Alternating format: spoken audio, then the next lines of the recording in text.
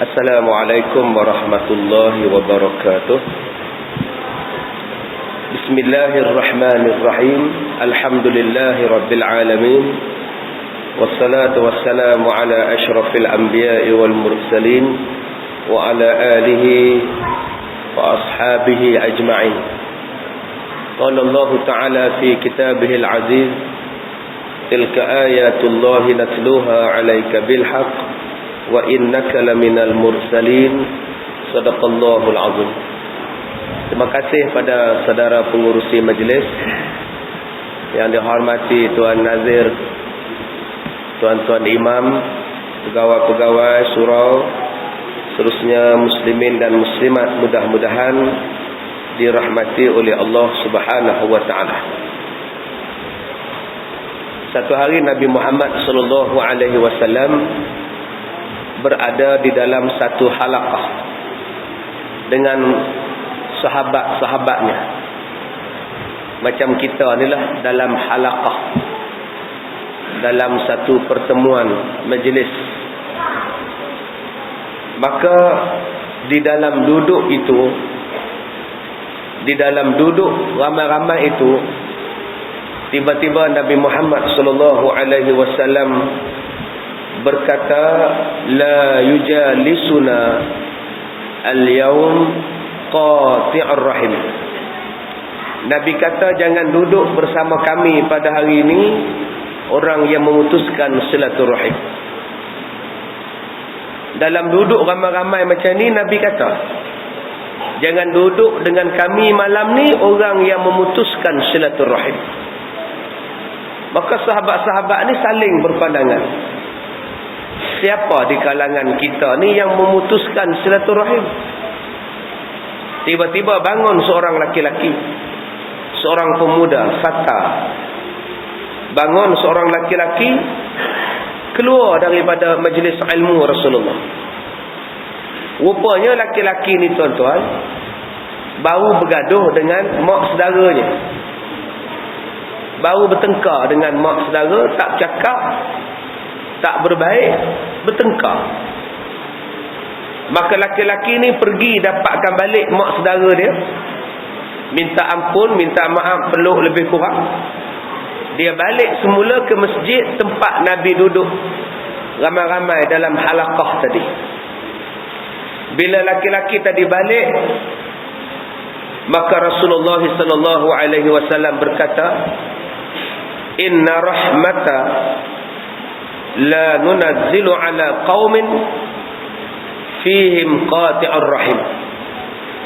Kata Rasulullah, sesungguhnya rahmat Allah tidak akan turun di dalam satu kaum yang mana jika ada di dalam satu kaum itu satu orang yang memutuskan silaturahim. Tuan-tuan yang dirahmati Allah, apa dia yang dikatakan memutuskan silaturahim? Bertengkar, bermusuh, tidak bertegur sapa, tidak bercakap, tidak mengambil peduli, tak ambil kisah dengan saudara mara, dengan sahabat handai. Dah berlama dah bertengkar, dah bergaduh dah lama dah, sejak taman ni dibuka sampai sekarang tak adanya berbaik. Walaupun semayang satu saf, walaupun duduk satu saf, walaupun kongsi surau yang sama, tapi tidak bertegur sapa, itu dipanggil sebagai memutuskan silaturahim. Dengan sebab ada dua orang tadi memutuskan silaturahim, satu kaum tidak mendapat rahmat daripada Allah Subhanahu wa taala. Sebab Nabi kata, inna rahmatullah, sesungguhnya rahmat Allah, kasih sayang Allah tidak akan turun di dalam satu kaum jika ada dalam satu kaum itu seorang atau dua orang yang kerjanya ialah memutuskan silaturahim. Tuan-tuan yang dirahmati Allah, berhati-hati tuan-tuan. Masyarakat kita hari ini, silaturahim sesama Islam ni dah tak ambil kisah. Silaturahim sama-sama Islam dah tak berpeduli-pedulian. Entahlah, dia tak kisah sakit ke, demam ke, mati ke, susah ke, orang tu masuk hospital ke, orang tu mati ke, Malah kalau sepupu sakit pun tak ziarah, abang sakit pun tak ziarah, kakak pun tak telefon, dengan adik pun adik susah tak bantu, dengan mak saudara minta tolong pun tak bantu, dah tak ambil kisah. Semangat kasih sayang sudah hilang, mahabbah, perasaan kasih sudah hilang, dengan kesibukan kerja, dengan kenikmatan dunia, dengan sibuk hal anak-anak, dengan urusan cari rezeki, sampai dah tak ambil peduli. Kenduri kendara tak pergi. Tambah-tambah zaman sekarang ni, zaman yang semuanya nak pergi ziarah, nak pergi tengok, kena tengok dulu bendera belah mana. Lagilah susah. Sakit pun nak tengok bendera apa, mati pun nak kira bendera apa, kenduri pun tengok bendera apa. Bila letakkan bendera apa nombor satu, tak lagi terbalik angsa benda ni. Ni tak lagi terbalik ni, penyidai-bidai ni. Ni makcik-makcik duk jojoh sikit, lagi bengkak dahi. Baik, sebab tu tuan-tuan, saya buka mukadimah di sini supaya kita nak bagi tahu bahawa rahmat Allah dalam taman tuan-tuan ini akan turun jika kita hidup dengan berkasih sayang. Lantaklah bendera apa pun, lantaklah kamu parti apa pun, lantaklah kamu politik apa pun, janji silaturahim terjamin, silaturahim terjalin, insya-Allah rahmat Allah datang. Rahmat itu apa maksud? Rahmat maknanya ialah kasih sayang Allah. Rahmat itu ialah permeliharaan daripada Allah. Allah pelihara kita, Allah sayang pada kita, Allah jaga kita, Allah turunkan rezeki, Allah turunkan ketenangan, anak-anak dapat tenang, suami isteri tenang, masyarakat tenang. Ini dipanggil sebagai rahmat. Soalan yang kita kena tanya ni tuan-tuan, cuba kita tengok sekarang. Ada ke tidak rahmat itu? Naik motosikal, ada ke tidak rahmat? Berjalan kaki di tepi jalan, ada ke tidak rahmat? Bawa beg tangan, datang peragut-ragut, mati hanya kerana RM2 saja. Dapat RM5, isi minyak motor RM3, baki RM2. RM2 nak beli keropok untuk anak-anak. RM2 itulah dia ragut. Jatuh di tengah jalan, datang kereta langgar, mati hanya kerana RM2. Rahmat di jalan sudah hilang, rahmat berjalan sudah hilang, rahmat nak hidup, nak hirup udara segar sudah hilang. Takut macam-macam selsema sekarang, dengan selsema babi. Rahmat susah nak jalan, takut. Dulu kita panggil selsema babi, sekarang kita tukar dah, influenza A, H1N1. Kita tak panggil dah selsema babi, sebab babi tersinggung, dikaitkan dengan dia kerana selsema. Jadi babi ni terasa, kita tukar nama lain lah, H1N1 sekarang. Dulu masa selsema burung, habis ayam-ayam kampung dibunuh. Nama selsema burung, yang dibunuh ayam-ayam, habis ditangkap, direbah-rebah, dia pukuk-pukuk ayam kampung. Padahal yang sesemanya burung, ayam dibunuh.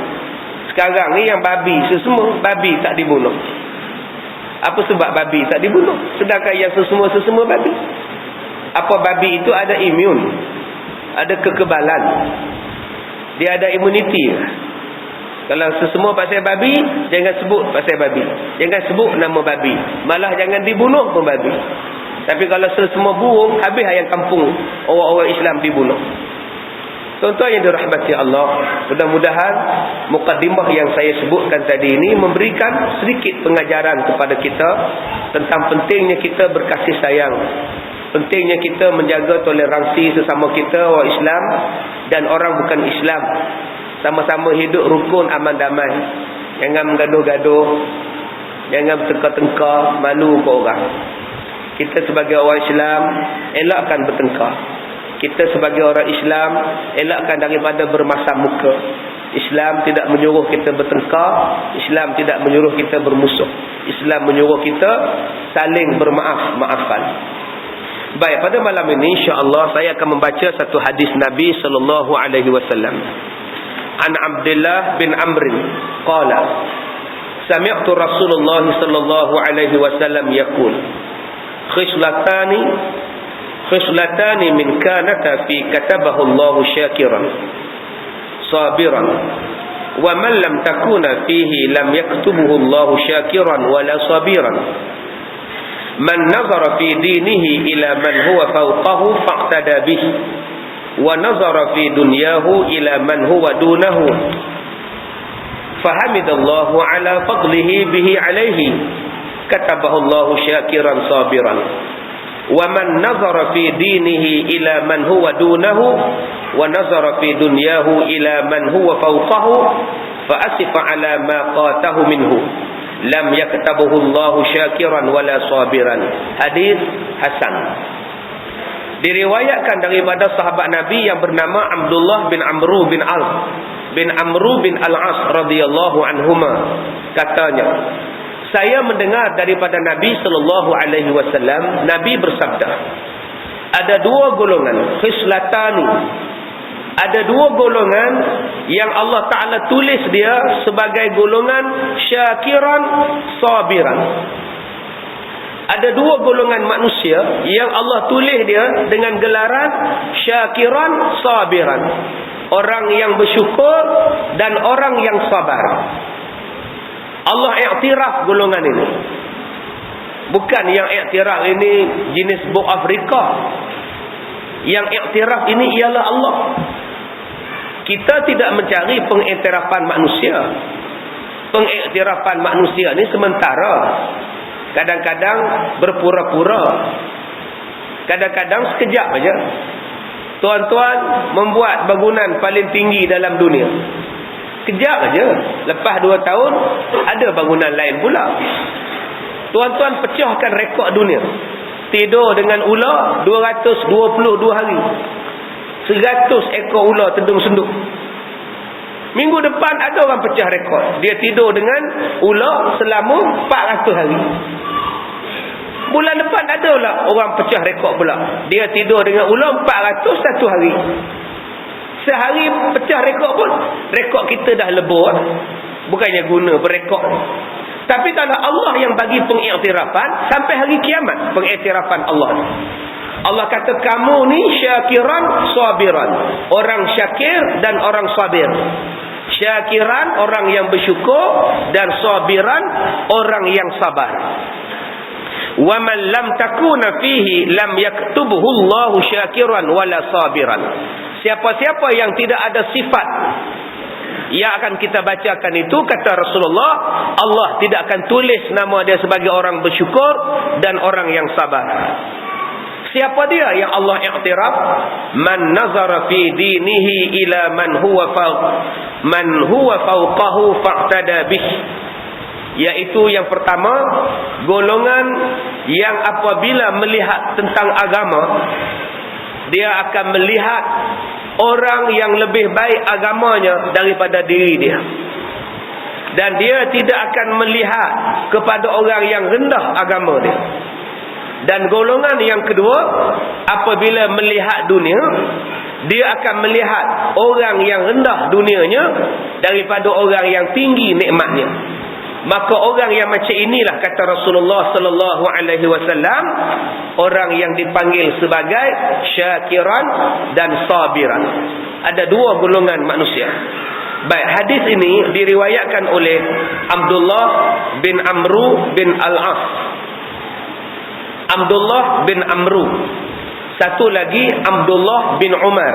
Ada dua. Ejaan dua-dua serupa. Abdullah bin Amru, anak Amru Al-As. Satu lagi Abdullah bin Umar, anak Sayyidina Umar Al-Khattab. Seorang Abdullah bin Amru bin Al-As, seorang lagi Abdullah bin Umar.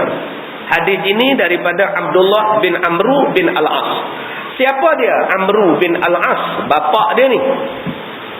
Amru Al-As ialah seorang sahabat Nabi yang memeluk Islam selepas pembukaan kota Mekah. Ada dua orang sahabat Nabi yang bila Rasulullah buka kota Mekah, mereka tidak masuk Islam di Mekah.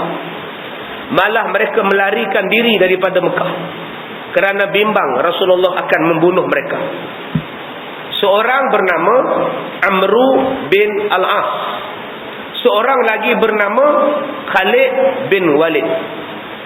Dua orang ini adalah panglima besar orang-orang kafir Quraisy yang mengetuai peperangan menentang Rasulullah di dalam peperangan Uhud.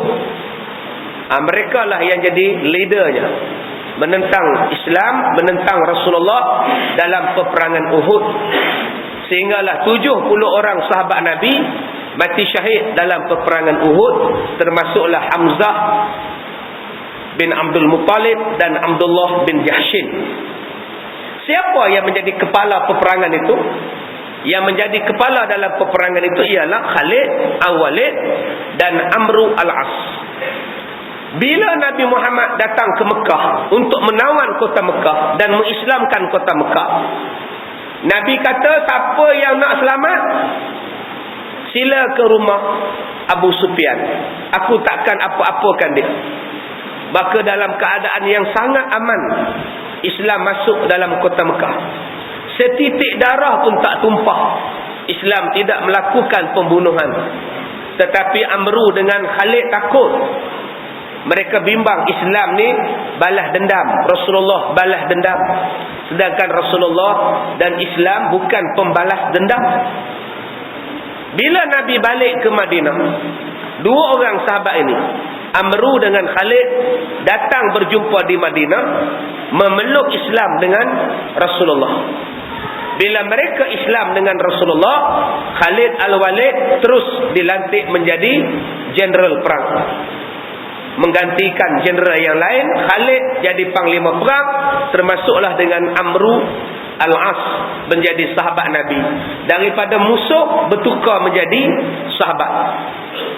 Di zaman Abu Bakar wafat, di zaman Abu Bakar menjadi khalifah, Amru Al-As menjadi sahabat biasa. Tetapi di zaman Umar Al-Khattab, di zaman Umar, Amru Al-As dinaikkan pangkat.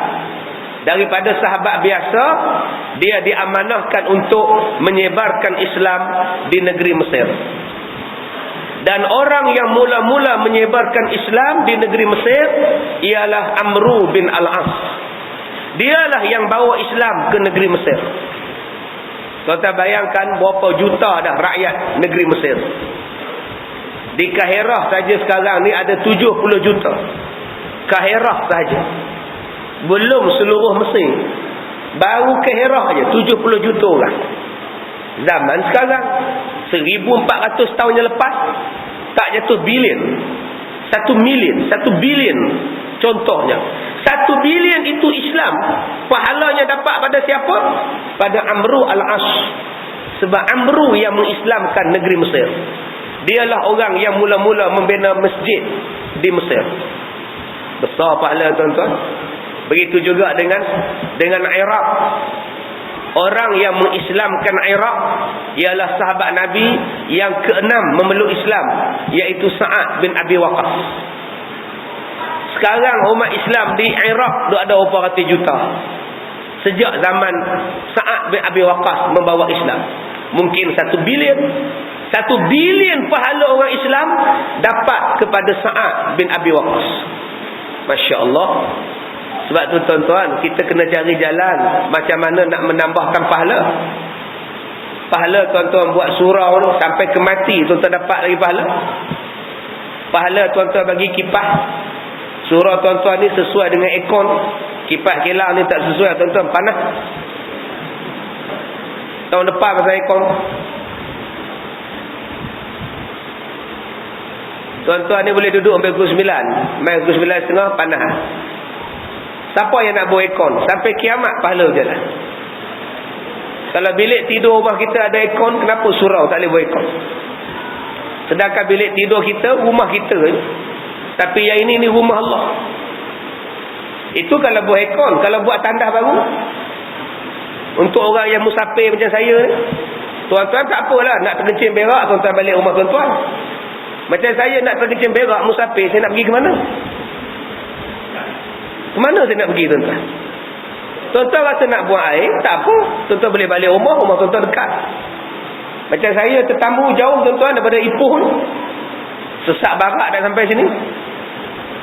Mana agak-agak saya nak simpah tuan-tuan? Ini yang kita sama-sama fikir. Kalau rumah aku cantik, kenapa untuk rumah Allah aku tak cantik? Kenapa kita tak hebatkan rumah Allah? Amru al-As ini tuan-tuan menjadi governor di negeri Mesir.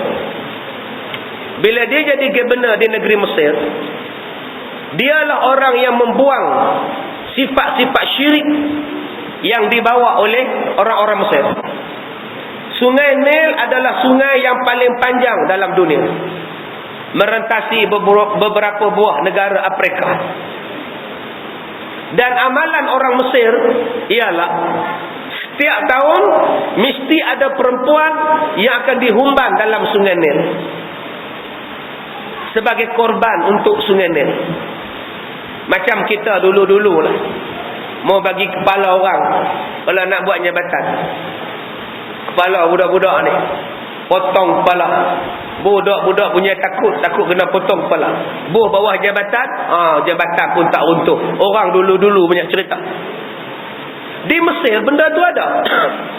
Humban anak dara dalam Sungai Nil.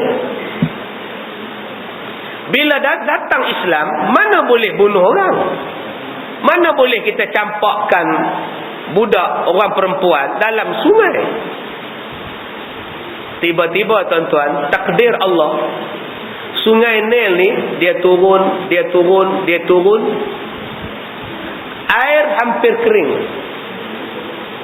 Petani-petani tak boleh buat kebun. Amru al-As dia berkata, kamu punya pasal. Kalau kamu campakkan perempuan, tambah air sungai ni. Ini kamu punya pasal. Amru kata, dah, ini ujian Tuhan. Kata orang Mesir, tak adanya. Tak ada maknanya, kata dia. Apa Amru buat? Amru menghantar surat kepada Umar Al-Khattab yang menjadi khalifah di Madinah. Bila sampai dekat Umar, Umar baca surat itu. Umar buat solat hajat. Kemudian Umar ambil sehelai surat dan Umar tulis ke hadapan Sungai Nil. Kalau kamu mengalir kerana Allah, alirkan sungai seperti biasa. Tapi kalau kamu ni ria sampai tak mau nak mengalirkan sungai, biar kamu kering sampai bila-bila pun tak apalah. Tak usah keluarkan air pun tak apa.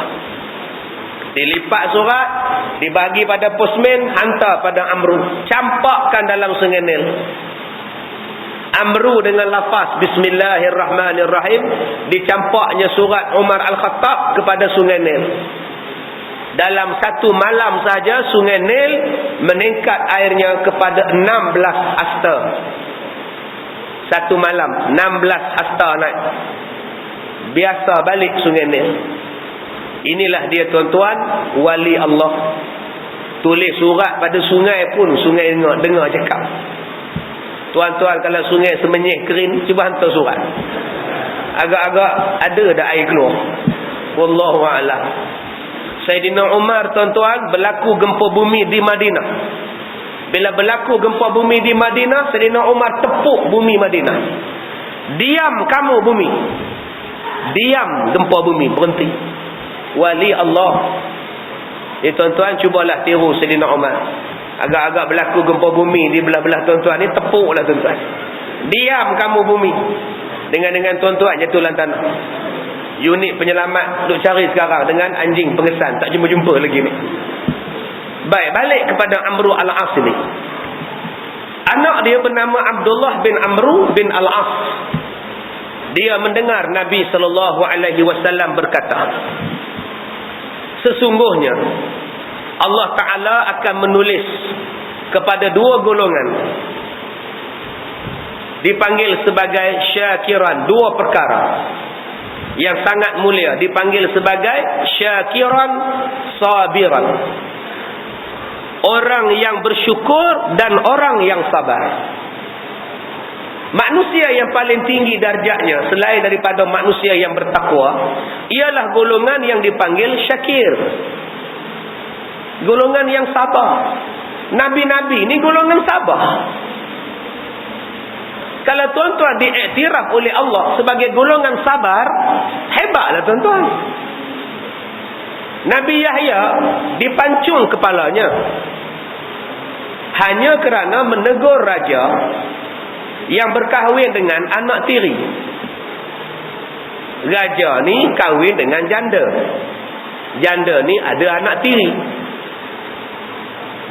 Bila kahwin, isteri dia mati, tinggal anak tiri perempuan. Dia mengorat anak tiri dia, anak tiri pun layan. Anak tiri kahwin dengan bapa tiri, kahwin jadi permaisuri lagi. Nabi Yahya datang. Nabi Yahya kata haram. Mana boleh anak tiri kahwin bapa tiri, haram. Isteri anak bapa tiri tadi, anak tiri ni nama apa? Nama dia Saloma. Sebab tu nama Saloma ni tak elok. Tukarlah nama lain, Saloma. Akhirnya dia kata apa? Pancung je abang. Kekanda pancung je orang tua ni. Raja tadi pun pancung kepala Nabi Yahya. Dan kepala Nabi Yahya ini diletakkan di atas katil raja dan isteri dia yang tak boleh kahwin tadi.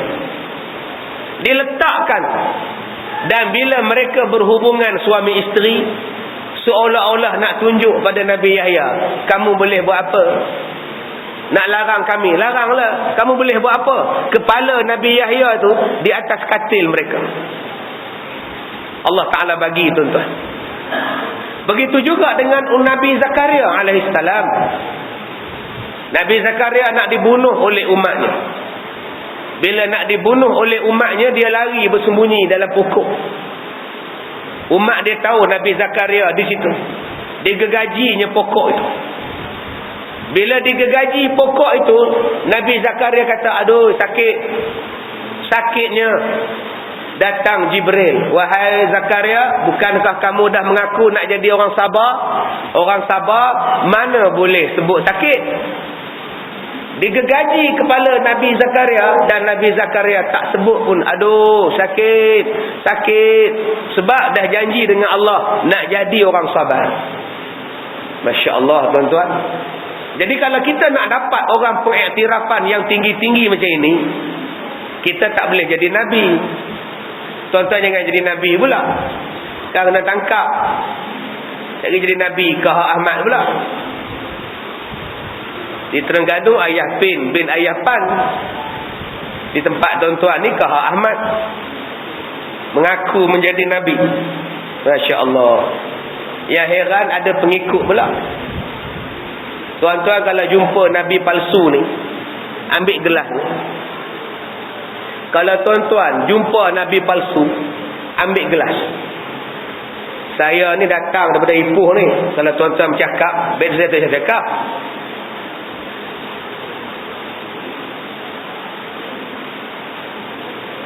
Saya main teruk tuan-tuan, 7 pagi saya main. 7 pagi tadi saya klinik solat di Masjid Setiawan. Daripada Setiawan saya ikut jalan Kuala Selangor,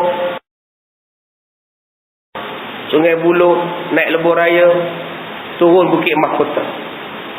Saya sampai di sini tadi 6.45 petang. Kalau saya mengajar, tuan-tuan bercakap, baik saya berhenti. Letih tuan-tuan. Besok pukul 10 saya kena ada di Selama Perak. Macam mana? Nak berhenti ke je?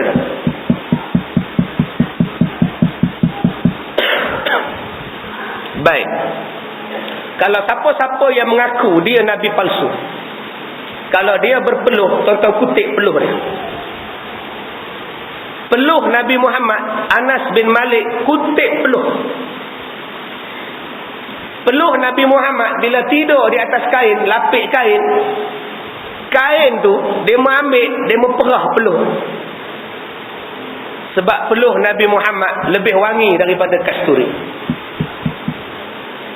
Peluh Nabi lebih wangi daripada kasturi. Kalau siapa kata dia tu Nabi palsu, pi kutip peluh dia, wangi macam siapa? Kamu peluh busuk masam, kamu nak mengaku kamu Nabi. Itu saja tuan-tuan. Tak payah tanya mukjizat pada dia. Tengok peluh dulu. Peluh Nabi Muhammad lebih wangi daripada kasturi. Peluh ayah pin wangi macam mana? Yang itu nak mengaku Nabi. Berhenti kelah tuan-tuan. Yang herannya pengikut tu, ya Allah, dengan ayah pin tu, air basuhan kaki dia pun diminumnya. Masya Allah tuan-tuan. Baik, Nabi kata golongan yang paling hebat yang diiktiraf oleh Allah ialah dua golongan. Yang pertama, golongan yang apabila melihat dunia, golongan yang pertama, golongan yang melihat agama, dia takkan melihat agama orang yang rendah daripada dia. Dia akan melihat tahap agama orang yang lebih tinggi daripada dia. Contoh, ni tuan-tuan datang semayang. Kamu datang semayang di surau bila, Mat? Saya maghrib dengan isyak saya datang. Subuh tak dapat lah. Maghrib dengan isyak insya-Allah. Asal zuhur maghrib tak dapat. Maghrib saja dapat. Kira orang lah ustaz. Kawan saya tu Jumaat sekali je dapat ustaz. Saya kurang-kurang sehari dapat 2 kali. Sahabat saya tu Jumaat seminggu sekali je ustaz. Pergi tanya pula pada sahabat dia, kamu datang Jumaat berapa kali? Datang semayang berapa kali seminggu? Saya boleh seminggu je ustaz. Kira orang lah. Kawan saya tu setahun sekali je ustaz. Hari raya ustaz. Tanya pula pada kawan dia, kamu bila datang masjid, Mat? Aku seumur hidup sekali je, tahun. Tapi kawan saya tu lagi teruk, langsung tak datang. Siapa-siapa yang faham macam itu, itulah orang yang paling rugi. Sebab dia tengok orang yang lebih rendah agama daripada dia. Bila dia nak meningkat? Kamu baca Quran tak? Baca ustaz, seminggu sekali. Malam Jumaat baca Yasin. Kira okey lah ustaz. Kawan saya tu setahun sekali ustaz, waktu bulan Ramadan. Kalau tuan-tuan duk nampak orang yang bawah pada tuan-tuan, tuan-tuan takkan jadi orang hebat. Takkan jadi orang hebat. Kamu hafal surah apa? Saya ayat lazim saya dapat. Daripada Wadduha sampai Qul a'udzu birabbin nas. Kira okeylah. Saya hafal 30 surah. Kawan saya tu satu surah je hafal ustaz. Orang macam ni lah yang kata Rasulullah, orang yang tidak akan naik martabat agamanya. Orang yang naik martabat agamanya sampai Allah kata syakiran, sabiran, siapa dia? Orang yang tengok agama yang tinggi. Agama orang yang tinggi. Dia tu puasa tiap-tiap Isnin Khamis. Aku ni puasa hari Isnin aja. Mana boleh? Aku pun nak puasa hari Khamis juga. Orang macam ni insya-Allah dia meningkat. Dia hafal surah Sajadah, tak boleh jadi ni. Aku nak hafal pula surah Al-Baqarah pula. Orang macam ni agama dia akan naik. Ish, aku tengok dia simpan janggut panjang dah. Janggut ni kalau simpan tiap-tiap hari, pegang suka dengan janggut, ingat itu adalah sunnah Rasulullah, pahala tuan-tuan. Tuan-tuan tak ada janggut, simpan dalam hati, aku pun nak simpan janggut. Pakai serban ni bila buang tak ada pahala. Pakai baru ada pahala kalau niat kerana Allah. Kita pergi buat kerja bukan pakai serban pun, ada masa dapat pahala serban. Tetapi janggut sentiasa ada pahala. Mana ada orang buang janggut saja-saja, dia simpan janggut. Mandi pakai janggut, makan nasi ada janggut, tidur ada janggut. Orang yang simpan janggut ini sentiasa berpahala jika dia niat, aku simpan ini kerana Rasulullah sallallahu alaihi wasallam, sunnah Nabi. Pahala tuan-tuan. Tuan-tuan tak rugi kepada orang yang ada janggut? Tuan-tuan tak rasa jealous ke? Kamu dapat pahala percuma simpan janggut, aku pun nak simpan. Simpanlah. Habis tu ustaz, kami orang perempuan ustaz tak ada janggut, macam mana ustaz? Macam mana nak cari pahala? Pegang janggut suami. Geramnya janggut abang. Pegang janggut dia, suka pada abang kita yang ada sunnah Nabi pada dia, dapat pahala. Dapat pahala. Masalahnya ustaz, suami saya tak ada janggut, suruh simpan. Masalah dia ustaz, saya tak ada suami, cari. Belambak. Laki-laki sekarang ni ramai, pergilah cari. Bangla ada, Myanmar ada, Vietnam ada, jenuh tuan-tuan. Tambah buat Myanmar, Bangla tu lagi banyak janggut. Kalau kita faham tuan-tuan, agama ni kita kena tengok orang di atas. Jangan tengok orang yang tak baca Quran. Menang dekat kita lah kita baca Quran seminggu sekali. Cuba tengok orang yang baca Quran tiap-tiap hari. Asal datang surau baca Quran, asal baca Quran datang surau. Kuliah maghrib tak ada. Habis sembahyang maghrib, dia ambil Quran, dia tangga dekat tiang, dia baca Quran tiap-tiap malam. Habis sembahyang maghrib, dia baca Quran. Masuk sembahyang isyak, dia tutup, dia baca, dia sembahyang. Kita pula habis sembahyang maghrib, kuliah tak ada, lepak di luar.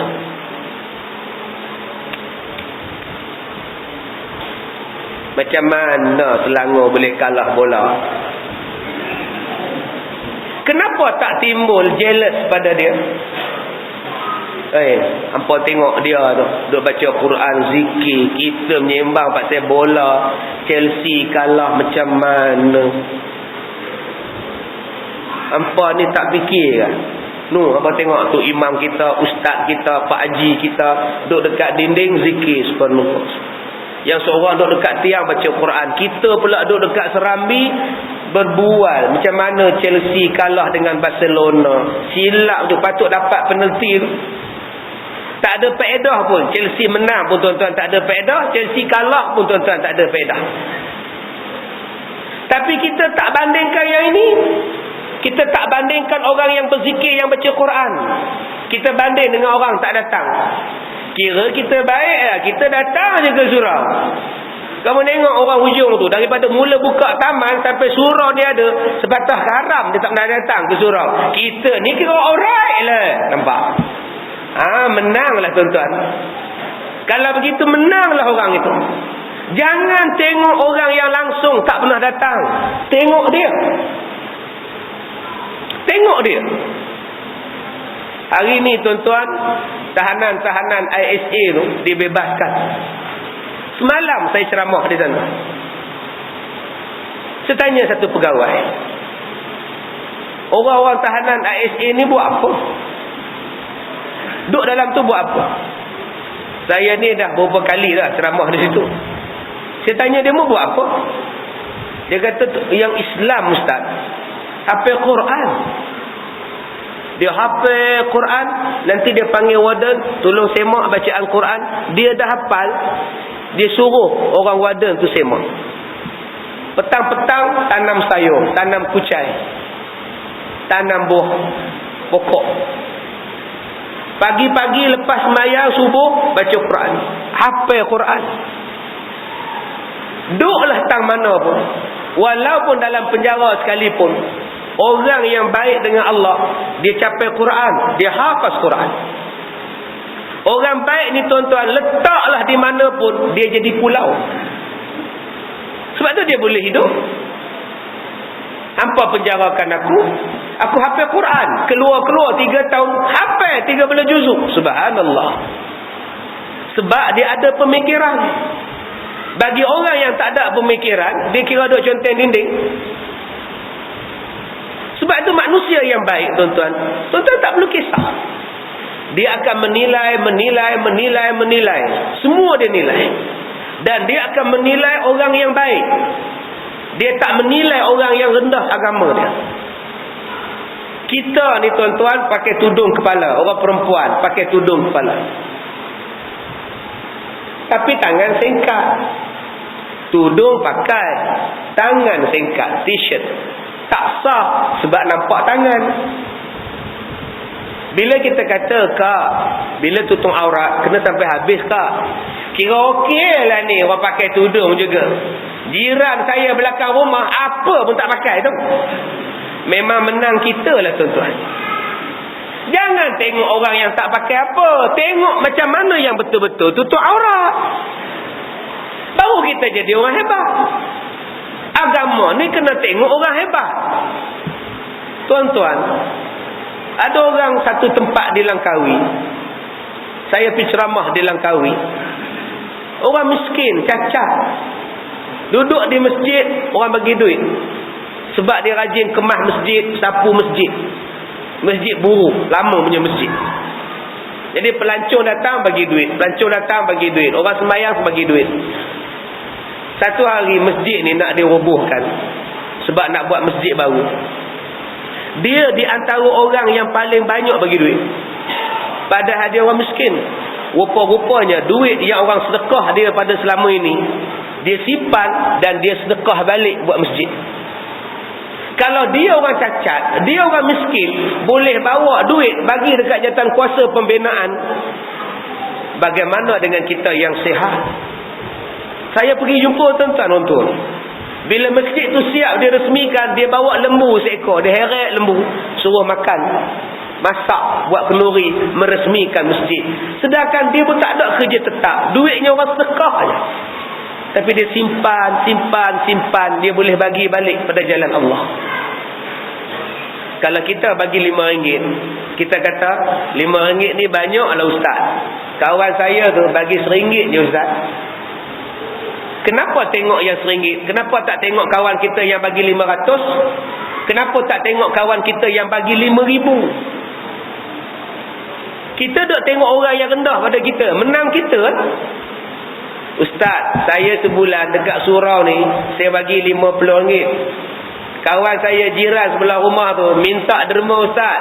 Dia tengkingnya balik ustaz. Derma tak habis-habis. Apalah, kira saya okey lah ustaz. Orang sana sebulan 500 dia bagi. Tuan-tuan di atas bumbung ni semuanya ada Astro. Tiap-tiap bulan berapa ringgit. Kalaulah tuan-tuan tak bayar Astro selama setahun, 12 bulan, tuan-tuan kumpulkan, tuan-tuan dapat 1,000. Kalau 500 penduduk sini bagi seorang 1,000, agak-agak surau ni boleh buat apa? Setahun aja tak bayar Astro, tutup sekejap. 500 darab dengan 1,000, ada berapa puluh ribu? 500,000 tuan-tuan. 500,000 surau ni boleh buat apa? Kelas muslimat, kelas remaja, kelas kanak-kanak, kuliah maghrib tiap-tiap malam, kuliah subuh tiap-tiap pagi. LCD boleh pasang. Kalau ustaz tak datang ceramah, pasang CD ustaz je, VCD ustaz, tuan-tuan tengok ceramah dia je. Ustaz tak main pun tak apa lah, cuma tak boleh soal ustaz tu saja, pasal dia tak boleh jawab. Masya Allah, setahun je tak saya bayar Astro. 500,000 dapat satu kampung taman ni tuan-tuan. 500,000 bagi dekat surau, boleh buka kedai runcit. Buka kedai runcit, untung kedai runcit boleh balik pada surau. Anak karya nak masuk universiti, peruntukan surau ada. Anak karya meninggal dunia, peruntukan surau ada. Anak karya sakit demam, peruntukan surau ada. Anak karya nak buat kenduri tahlil, tak payah buat, surau support. Inilah yang dipanggil sebagai kerjasama. Apa yang penting? Kerjasama. Tapi bila manusia tidak ada kerjasama, dia tak jadi apa-apa lah tuan-tuan. Tempat tuan-tuan ni rumah kedai tak ada lagi. Nanti kalau dibuka rumah kedai, lot kedai, surau kena beli.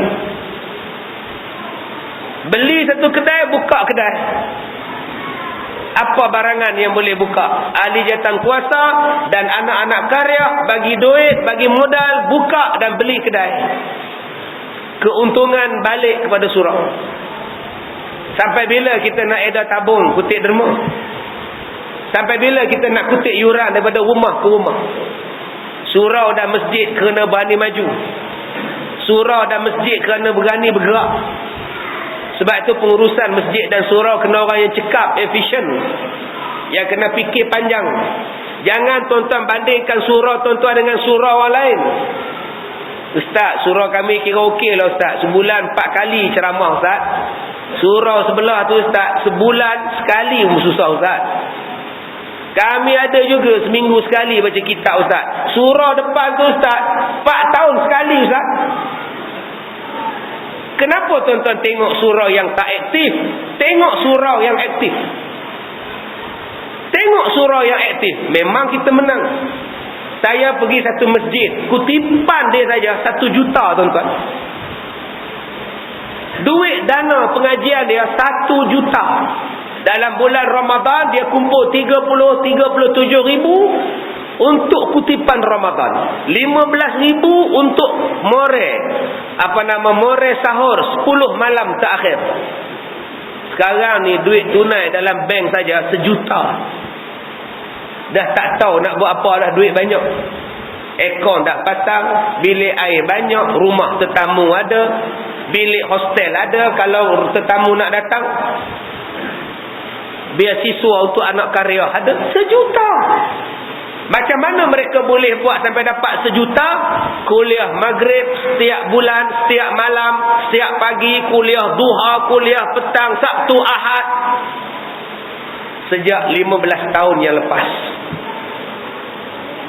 10 malam terakhir bulan Ramadan, orang tidur di masjid, seekor lembu sembelih tuan-tuan tiap-tiap hari. Bulan Ramadan, orang datang bagi makan, orang sahur sekian mulai, penuh macam sembahyang Jumaat. Kalau kita nak maju macam itu tuan-tuan, kita kena tiru masjid macam itu. Bila tuan-tuan tengok masjid yang tak hidup, memang menang tuan-tuan. Serupalah saya. Saya sebagai imam, macam mana saya nak jadi imam yang hebat? Saya tak boleh tengok imam yang teruk, saya kena tengok imam yang bagus.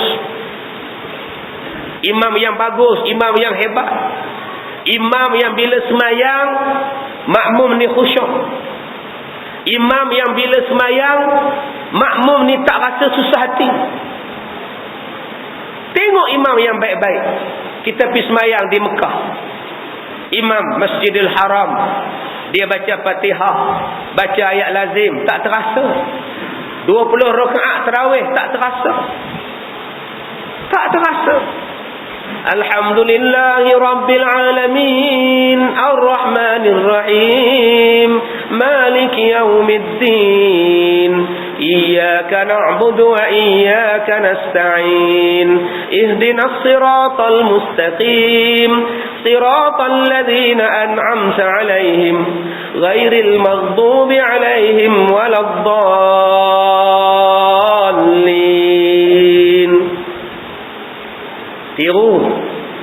Tiru Sa'id Al-Ghamidi, tiru Sudais, tak apa. Alhamdulillahi Rabbil Alamin, Ar-Rahmanir Rahim, Maliki Yawmiddin. Tiru. Makmum pun rasa seronok di belakang. Jangan tiru hak teruk. Iyyaka na'budu wa iyyaka nasta'in. Menang dekat kita. Ubah. Jadi Bilal, ubah. Allahu Akbar, Allahu Akbar. Ubah. Jangan duk baca kereta api lagi. Asyhadu an la ilaha illallah. Letih tuan-tuan. Ubah. Jangan duk banding orang yang teruk. Banding dulu. Orang yang azan, orang yang di rumah ni, aku nak pergi. Kita azan di surau. Orang yang di rumah ni tak sabar nak pergi. Hoi, hari ni lebih Hashim yang azan. Hoi, sedap. Start motor awal pergi nak dengar aja. Masya Allah. Sebab tu kena belajar, beli kaset, beli CD, pasang dalam rumah, dengar tiap-tiap hari, pasang dalam kereta, sambil kerja bawa pergi kerja tu sambil dengar. Insya-Allah 10 kali dengar berubah. Ni yang kita beli CD Upin dan Ipin. Betul. Memang dapatlah Upin dan Ipin. Ubah. Sebab tu bila kita ada pemikiran macam itu tuan-tuan, Nabi kata kamu ni orang sabar, kamu ni orang bersyukur. Tengok orang baik-baik. Supalah saya jadi ustaz. Saya kena belajar macam mana tak nak bagi orang tidur. Saya kena belajar macam mana kalau saya ceramah bagi orang faham. Ada kesan. Bila orang keluar daripada majlis ilmu, orang tu boleh bawa satu-satu benda yang bermanfaat balik ke rumah dia. Kena fikirlah. Jangan duduk mengajar bertahun-tahun. Memutuskan rahim itu tidak memasukkan ke dia dalam syurga. 40 tahun. Anak murid ni duk kira tu 420 kali sejam. Tak tahu nak tulis apa. Yang dia tulis 2 kali, 3 kali, 4 kali, 200 kali sejam mengajar. Bila nak berubah masyarakat, kamu pun tak berubah. Ustaz pun kena berubah. Tengok ustaz-ustaz lain, macam mana cara dia ceramah, macam mana approach dia, macam mana ini, apa isinya, apa benda yang dia cakap. InsyaAllah. Jangan tengok ustaz yang lagi teruk. Saya mengajar ustaz, ada 10 orang datang, memang tetap datang. Kira okey ustaz. Satu lagi ustaz datang, ustaz mengajar, Tok Iman dengan Tok Bilal je ustaz. Kira saya alright lah, 8 lebih ustaz. Kamu dah tengok kamu lebih 8. Yang orang lain sekali datang 800. Kalau kita semua tengok orang lebih hebat tuan-tuan, insya-Allah kita jadi orang hebat. Jadi dalam bab dunia, dalam bab agama, jangan tengok orang yang rendah daripada kita. Tengok orang yang tinggi daripada kita. Anak dia 10 tahun dah hafal Quran. Anak aku 10 tahun qul huwallah pun tak hafal. Macam mana aku nak buat? Anak lebay mat itu umur 15 tahun dah 6 kali khatam. Anak aku tak khatam-khatam. Macam mana nak buat? Jadilah abang jangan tengok anak lebay mat. Lebay mat tu lebay. Abang cuba tengok Cik Din kita tu, anak dia dah 20 tahun abang. Abatasa pun tak hafal abang. Anak kita habis juga Iqra, kira okey lah kata dia. Kira okey lah bang. Abang tengok anak Din tu udah 20 tahun abata pun tak hafal abang. Memanglah anak tuan-tuan takkan berubah. Sebab tuan-tuan tengok orang lagi teruk daripada tuan-tuan. Dalam bab agama kena tengok orang yang lagi baik. Sebab itu bila kita tengok orang yang lagi baik daripada kita, kita seronok. Kita balik kampung, tuan-tuan ni bukan orang sini. Orang Taiping, orang Johor, orang Kampar, datang kerja beli rumah kat sini. Raya-raya balik kampung. Dengar khutbah raya, tengok muka Tok Imam. Rasanya macam pernah tengok, tapi di mana ya? Rupa-rupanya Tok Imam yang jadi imam di kampung kita ialah kawan kita yang curi ayam dulu-dulu. Yang umur 10 tahun, 11 tahun memang curi ayam. Curi ayam ustaz yang ngajar Quran pula lah. Semelihnya ayam masak kari, panggil ustaz tolong baca doa selamat. Mana kamu dapat ayam semua ni? Ayam ustaz lah kata dia. Astagfirullahalazim. Punya jahat kawan kita tu. Kita pindah Kuala Lumpur, dia duduk di kampung. Curi getah sekerap, mengendak makcik leha mandi. Dialah. Bila kita balik kampung 20-30 tahun, kita kata di mana aku nampak tu imam ni? Oh, ni yang leman geng aku ni. Skodeng setiap hari. Tuan-tuan jangan letakkan diri tuan-tuan dengan dia. Jangan tuan-tuan pergi jumpa lepas sembahyang raya. Okay man? Hai, anda tak ngendak makcik leha depan anak kampung. Hai, ni hang kena aku lah. Akulah yang curi ayam dengan hang dulu. Yang curi ayam Ustaz Din hari tu. Tak ingat tak? Terkebir-kebir tu imam tu.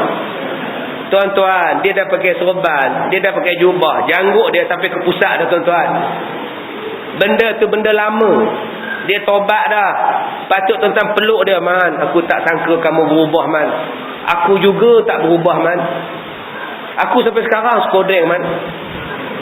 Dulu aku skodeng macam leha. Sekarang aku skodeng budak-budak Indon tu, man.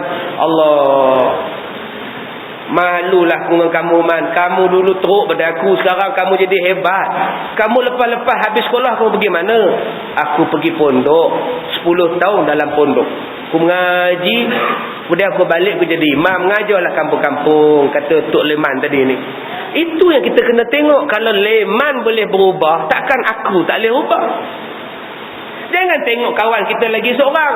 Tapi di Ustaz Leman, kita panggil Ustaz dah. Kamu ingat tak Din, kawan kita tu? Din lagi teruk pada aku. Aku setakat ngendak macam budak Indon. Dia dengan budak Indon, dia toronnya habis, kata dia. Aku ni kena baik sikit lah. Bila kamu anggap macam tu, memang kamu rasa kamu hebat. Jangan tengok orang yang lebih teruk. Tengok Tok Imam Leman.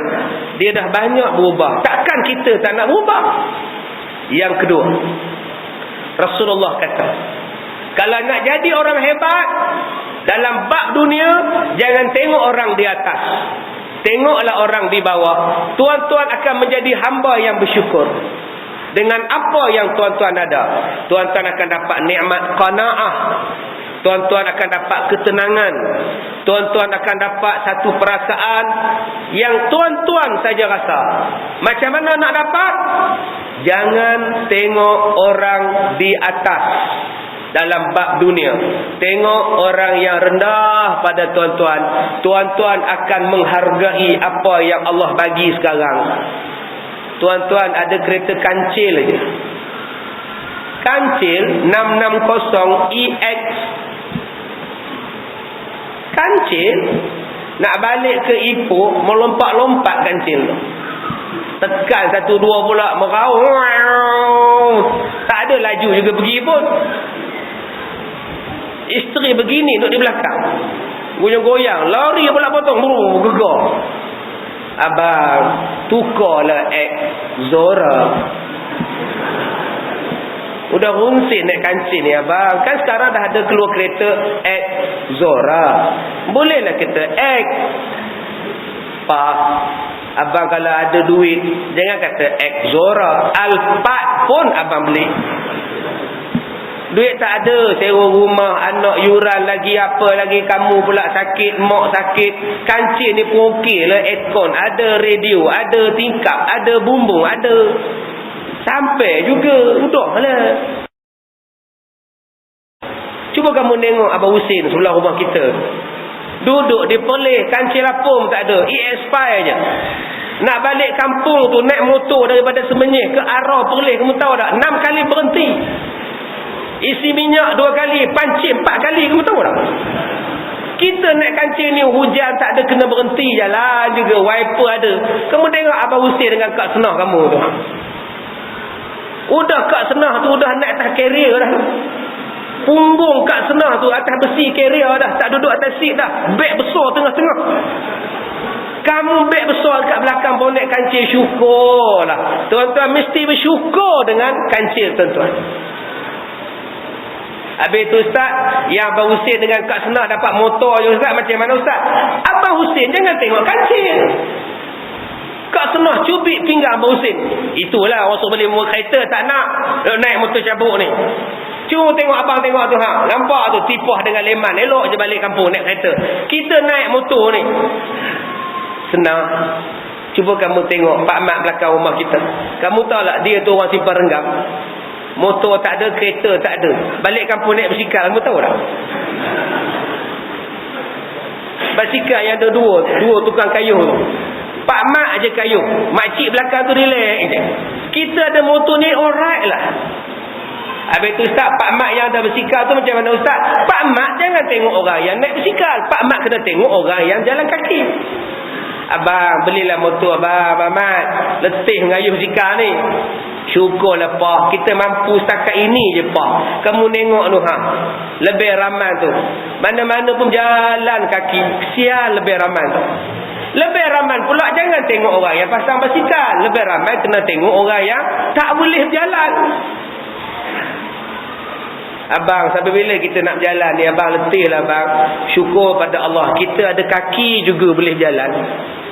Kamu tengok tu, si Pak Mat Tempe tu, kaki kudung, tak boleh berjalan sekarang. Siapa Pak Mat tu? Kita bersyukur boleh jalan. Jumpa Pak Mat Tempe pula. Macam mana Pak Mat Tempe kaki sebelah kena potong, kecil mana? Alhamdulillah, baru sebelah kaki kena potong. Belah ini elok lagi, boleh melompat-lompat lagi. Tapi yang kesiannya, Imam Din dua-dua kaki putus. Jumpa dengan Imam Din, kesian Imam Din, dua-dua kaki putus. Alhamdulillah, kaki saya ni bila dah putih duduk di rumah dah. Bila duduk di rumah saja, mana ada dosa. Kamu ada kaki banyak, dosa banyak. Pergi Tesco berdosa, sana berdosa, nengok perempuan pusat usul ini berdosa. Aku di rumah ni mana ada dosa, bersyukurlah, alhamdulillah. Itulah dipanggil sebagai orang yang sabar dan bersyukur. Relaxlah tuan-tuan. Tuan-tuan bercerai, akak-akak bercerai, suami tinggal. Apalah nasib saya ni ustaz, anak 5, suami tinggal gitu aja ustaz. Cerai gitu aja ustaz. Sampai hati bekas suami saya. Bersyukur Kak Leha, makcik nak depan sana, anak 8 suami tinggal. Dia 8, kak baru 5. Dia lagi teruk. Akak ada juga kerja. Makcik Leha tu harap jual kerupuk lekor je kak. Bila hujan tak ada siapa beli kerupuk lekor dia. Dia goreng, dia makan. Akak kena bersyukur, akak kerja tetap dah dapat walaupun kena tinggal dengan suami. Makcik Leha suami tinggal, anak 8, pendapatan tetap tak ada. Jumpa pula Makcik Leha. Tak tahulah ustaz, Makcik Leha ni 8 anak suami tinggal, harap duk jual kerupuk lekor lah ustaz. Syukurlah. Makcik Senah depan sana tu 20 anak dia Kak Leha. Belum masuk anak kucing lagi. Suami tinggal gitu je. Lagi teruk orang sana. Kan bersyukur. Itulah yang dikatakan hamba yang bersyukur. Saya ni ustaz, 5 tahun kahwin tak ada anak ustaz. Tak tahulah apa nasib saya. Allah, orang lain kahwin 50 tahun tak ada anak, relax aja. Sabar. Jadi nak macam mana nak tenangkan? Itulah cara nak tenang. Abang, tali besen kita tu 14 inci, kecil sangatlah abang. Belilah yang 50 bang, yang besar LCD tu bang, 50 inci Panasonic, RM5,999. Tak payah. Nanti abang ada duit beli. Sekarang ni tengok je TV ni, asyik ada gambar udah. Syukurlah. Kamu tengok orang sebelah tu, tak ada TV. Tu yang duduk tengok Gusti di kedai kopi tu. Siap. Tuan-tuan perhati dah orang yang lepak di restoran, tengok Gusti kat restoran. Demo tu tak ada TV di rumah. Itu yang menung tengok TV di kedai kopi malam-malam. Kesian tuan-tuan, terpaksa bayar nak tengok TV di kedai. Kita ni syukur ada TV 14 inci, alhamdulillah. Masalah dia abang, TV orang lain color, TV abang ni kejap ada color, kejap tak ada color. Apa susah nak ada color? Kamu tepuk je, pak, nampak ada color, nampak. Yang pandai tepuk suami je. Suami pergi kerja hitam putih balik. Isteri tepuk tak keluar. Hancur TV tu. Bila kita faham ada orang lain lebih teruk daripada kita, kita akan jadi hamba yang bersyukur. Bila tuan-tuan tengok orang lagi tinggi pada tuan-tuan, tuan-tuan takkan bersyukur dan takkan rasa nikmat apa yang tuan-tuan ada. Tuan-tuan pakai kancil, pergi tengok orang yang pakai Lexus. Abang, kereta apa ni abang? Lexus, jangan tengok depan. Abang, kereta apa ni abang? Jangan tengok. Tayar Lexus tu saja sama harga dengan kita punya kereta kancil. Lampu hijau yang zoom jalan. Ya Allah. Abang, belilah abang. Tunggu lagi 2 kilometer, rosak kancil tu. Dia merajuk tuan-tuan. Tak sahlah tengok kereta Lexus ke, Lamborghini ke, Porsche. Tak payah tengok. Tengok yang ini aja. Banggakan dengan apa yang tuan-tuan ada. Tuan-tuan akan rasa nikmat. Buka cermin tingkat kancil tu, Tentang pegang macam tu pula, akak-akak pegang tu, hanger tu. Seronoknya angin masuk menderu-deru. Dia buka lah cermin tingkap tu, gelamah dia ke sini. Tu yang buka tingkap tu, gelamah sampai ke siku. Kak Leha, abai-abai, nampak tu, nak tunjuk tu. Dia tak tahu bukan setakat Kak Leha tengok, perempuan pun tengok. Gelamah banyak tu, kita kejar. Tu yang kejar. Sekarang ni orang perempuan dilema, susah. Tak pakai barang mas, simpan di rumah pun susah. Nanti kalau aku mati, suami menikah baru, isteri dia pula yang pakai. Bila pakai barang mas pun susah. Nanti aku pakaikan kena rompak pula. Pakai salah, tak pakai salah. Jadi semua serba salah. Itulah zaman sekarang. Payah tuan-tuan. Sebab tu balik kepada jalan agama. Jalan agama senang.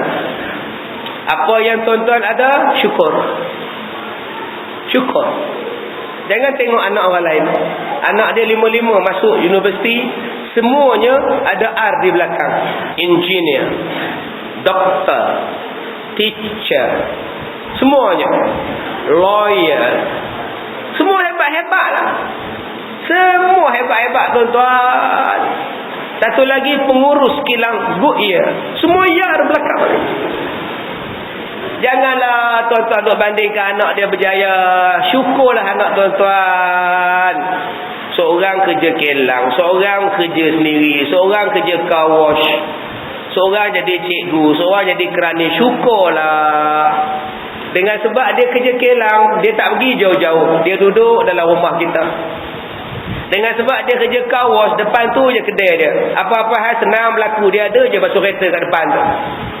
Anak kita seorang lagi jadilah kerani syarikat swasta tu. Senang hidup dia. Dekat je. Suami dia depan rumah tengah ustaz. Tapi anak-anak orang yang berjaya-berjaya mana? Ada tinggal dia seorang dengan suami dia. Doktor? No. Di mana? Johor Bahru. Engineer? No. Di mana no? Engineer? No. Terengganu. Teacher di mana? Sabah. Kilang Goodyear di mana? Kemunting. Lah siapa nak jaga dia malam-malam? Man, mak sakit kepala man. Makan Panadol mak. Ti baliklah kejap ti. Mak sakit ni, tak dapatlah balik mak, sibuk. Tuan-tuan tahu tak, kadang-kadang anak yang tak lulus SPM itulah ia akan tolong tuan-tuan. Tapi kita tak bangga. Kita bangga dengan yang dapat ijazah. Ini anak-anak kamu Sin. Ini anak sulung aku, kerjanya apa nama lawyer. Ini anak nombor 2 aku, kerjanya doktor. Ini anak nombor 3 aku, kerjanya arkitek. Yang nombor 5 ni tak apa jadi, bodoh sikit. Itu yang kerja kilang tu, nampak tu. Tu dia lah tu, tidur lah. Malam kan nak kerja. Dia bodoh sikit, yang lain-lain jadi, dia tak menjadi. Dia tak tahu yang kerja kilang itulah yang duduk dengan dia. Malam-malam mak sakit urat, yang kerja kilang tu lah urut. Nak pergi beli ikan, yang kerja kilang tu lah pergi beli. Yang malam-malam duduk teman dia tidur, yang tak lulus SPM itulah. Allah ni maha bijak tuan-tuan. Dia tak bagi semua berjaya. Sebab ada orang dalam yang tak berjaya itu, kadang-kadang dialah yang membantu kita. Ni surau ni, masjid. Tuan-tuan carilah mana-mana masjid. Tuan-tuan carilah mana-mana surau. Agak-agak siapa yang kutip teh cicak? Siapa yang bersihkan tandas? Siapa yang lap tingkap? Siapa yang vacuum kapet? Bila kenduri kenara, siapa yang basuh pinggan? Ada orang yang berpelajaran tinggi yang buat benda itu. Siapa yang buat? Kadang-kadang orang itu lebih mulia daripada kita, walaupun dia cuma lulus darjah 6 saja. Tuan-tuan pergilah masjid mana-mana pun, akan ada orang macam itu. Yang pegawai dah balik, yang pengarah dah balik, yang pengurusi dah balik, dia masih lagi basuh pinggan. Dia buang baju, dia buang kain pelekat, tinggal sependa je basuh pinggan tuan-tuan. Nama dia Tok Siak. Kalau tak ada Tok Siak, apa jadi pada surau kita? Tapi siapa ngenang Tok Siak? Siapa ngenang Tok Imam? Siapa yang ngenang Tok Bilal? Kadang-kadang untuk demo ni allowance RM70, RM80 je Tok Siak. Siap Tok Siak. Imam RM200 je. Itu sebab imam Hindu lagi lawyer, lagi loaded daripada imam kita. Kita kena ubah tuan-tuan. Kalau kita sendiri tidak hormat kepada orang yang berkhidmat kepada masjid, pada surau kita, macam mana orang nak hormat kepada kita bangsa Islam, umat Islam? Jadi tuan-tuan, dua benda ini kalau tuan-tuan buat, tuan-tuan akan ditulis sebagai syakiran dan sabiran di sisi Allah Subhanahu wa taala. Jadi tuan-tuan, saya rasa sekadar itu saja. Tuan-tuan pun ada kenduri. Saya tengok kenduri depan tu tadi, tuan-tuan pun dah gelisah kena pergi kenduri lagi. Jadi cukuplah sekadar itu. Saya ni tuan-tuan dah ceramah seluruh Malaysia, Sabah, Sarawak, Singapura. Ya, dah 18 tahun saya ceramah.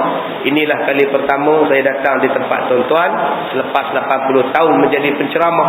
Jadi kalau nak jumpa lagi pun, lagi 18 tahun lah insya-Allah. Tuan-tuan jemputlah lagi ya. 18 tahun dari sekarang. Jadi saya dah jamak, saya dah sembahyang jamak maghrib dan isyak, saya nak balik. Saya minta maaf jika terkasar bahasa. Wabillahi taufiq wal hidayah. Assalamualaikum warahmatullahi wabarakatuh.